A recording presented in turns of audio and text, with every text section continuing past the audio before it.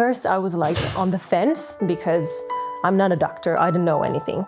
At first, when the pandemic started, it was quite welcome breather to take some time off from all the gigs and everything else. It has a huge impact on us in terms of socializing, in terms of leisure time, going or traveling, so in many aspects of our life. Hi, I'm Dr. Hanna Nohynek. I'm a chief physician here in the Finnish Institute for Health and Welfare, and I'm also chairing the WHO, the World Health Organization, COVID vaccination working group.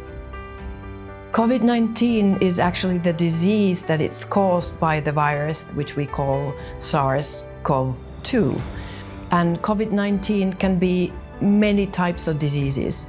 It can be mild, with symptoms that you can take care of at home. But in the worst case scenario, it takes you to the hospital.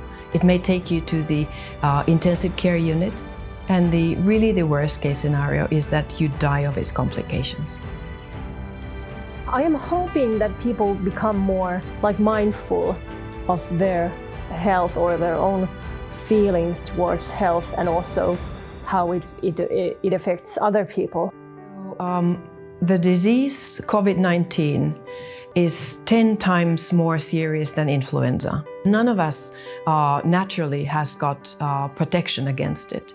So you get the protection either via getting ill. The other better alternative is to take the vaccine. It is still important to follow hygiene guidelines, washing hands, using mask, limit contact if in case of any symptoms. Right now we have very thorough understanding of their safety.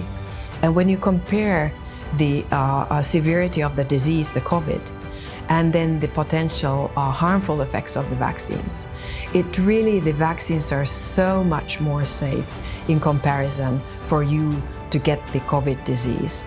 These vaccines are extremely important for elderly adults who have other comorbidities like heart disease or lung disease or kidney disease. Corona has impacted in our lives in sense of that as a community we are very close, and also as a family we are very close, and I have an elderly father, so I also need to think about his well-being, and it means that in order to protect him, I also have to protect myself.